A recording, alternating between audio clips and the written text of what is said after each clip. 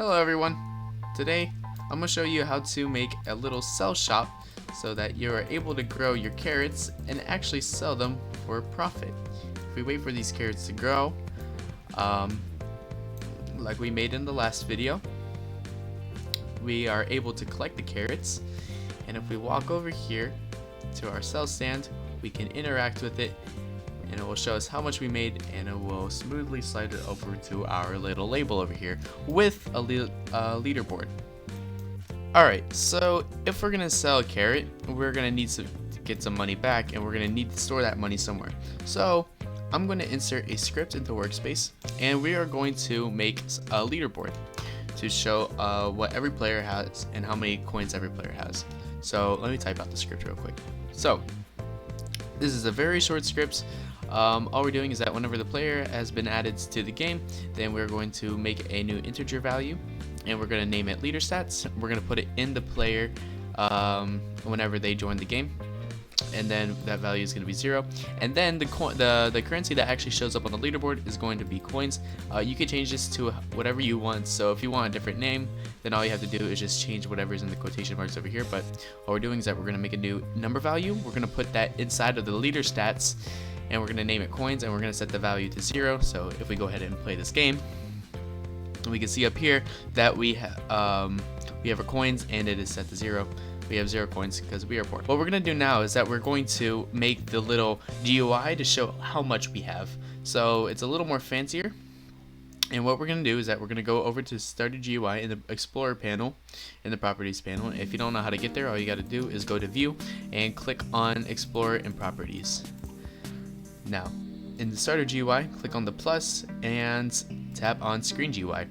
And then we could just name this Money Display. In the money display, we can add a text label, and I always like to set my GUIs, the anchor points, to 0.5, just so that when the player loads in the game, it is nice and centered. Now, I'm going to customize this however I would like, so I'm going to set the transparency, like the background transparency, to 1.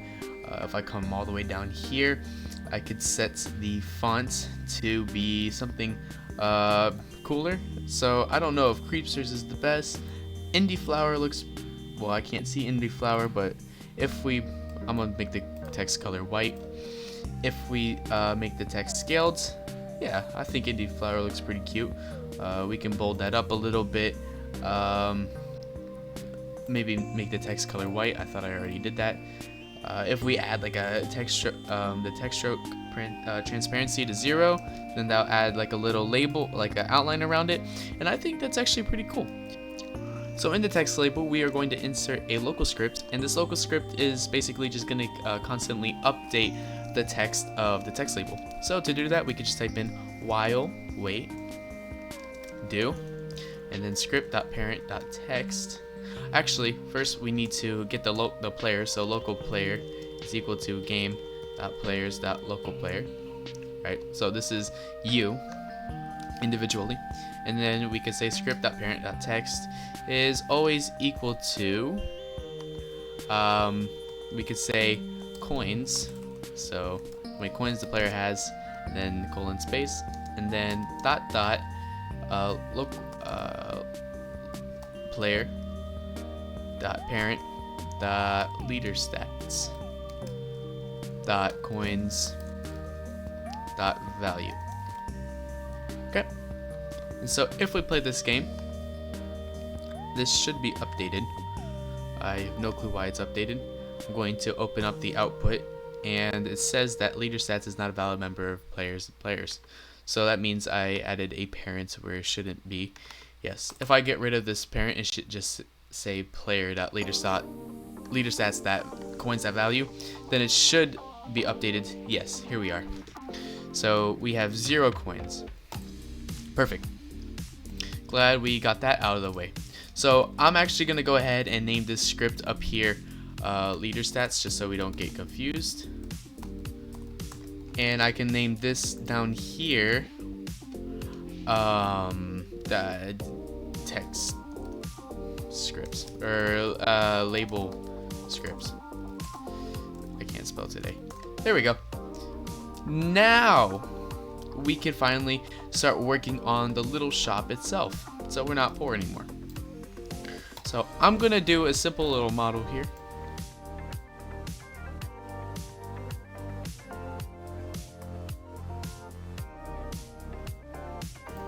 There we go. So once you have your little shop area set up, we can go ahead and select everything, make sure we anchor it, and then we can group it. Now I'm going to name this the sell stand.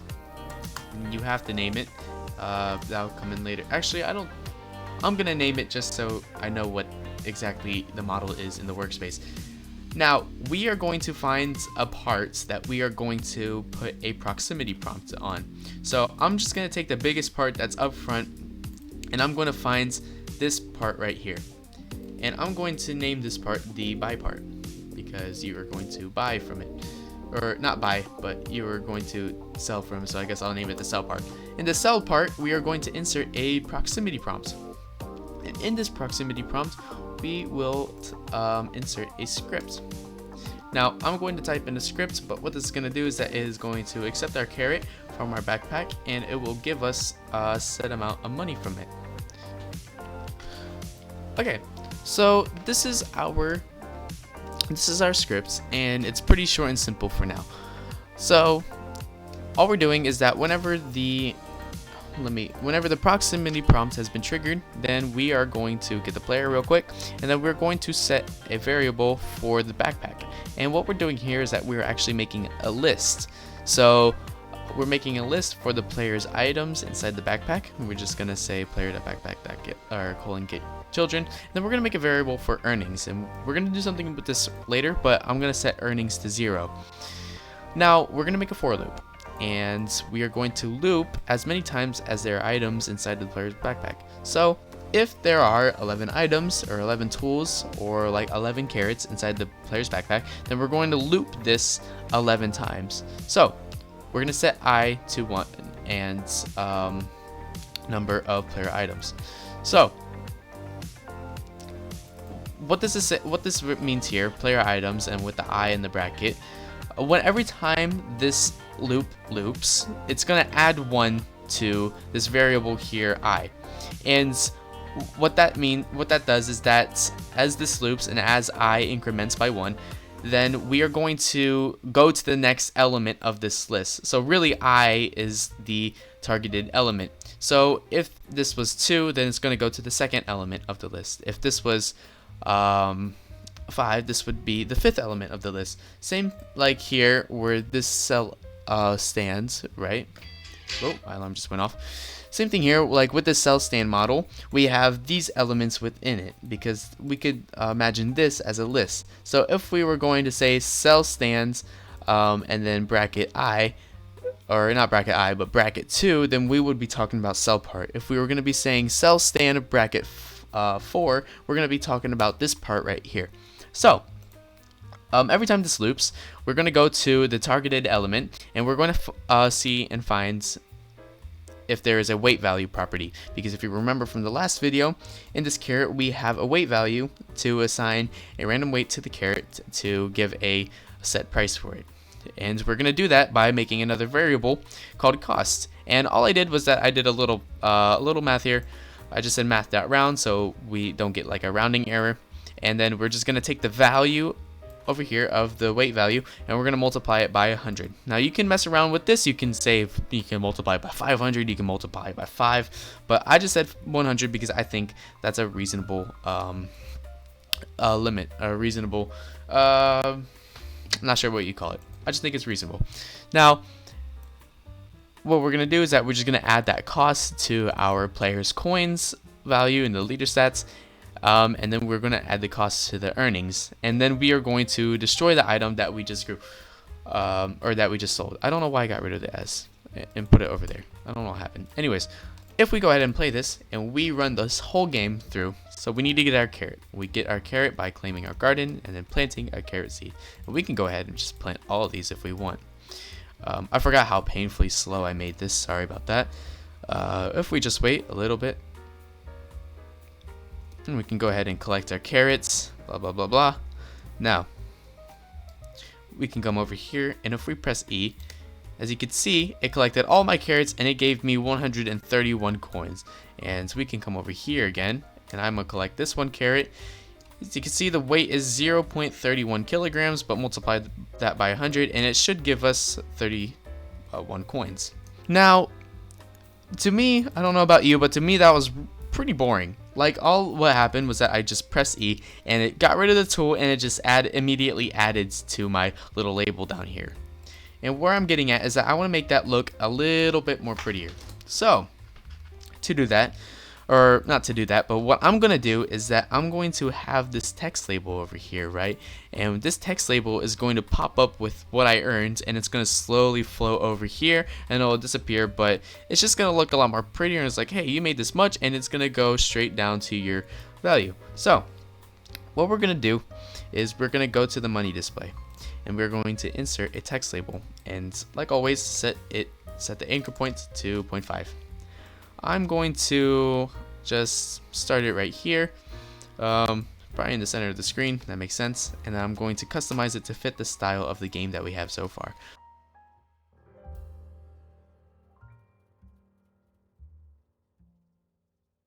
So great. We can go ahead and name this text label to profit text, because this is our profit that we just made. So profit text has been made. Now, we're going to go back into our script over here, and we're going to add a little bit more to it. So, allow me to do that, and I will explain it all to you. Okay, cool. So, let me explain how this works. So, in our second part of the scripts, we are going to make a variable to get the player's GUI. And then we're going to make a variable for the profit text. So, we're just going to make a shortcut for to access this property right here. Now, we are going to get into the tweening service, or the tweening part of the script. So what we're going to do is that we're going to make a variable for the tween service. We're just going to say game get service tween service, and then we're going to make a goal. And this goal is going to be where the positioning of our label is. So if I bring this back up and I make it visible again, we can move this around, and we can see here on the position, if we watch the position as we move it around, it changes. And so all I did here was that I just moved it right on top, and I was able to copy and paste the position.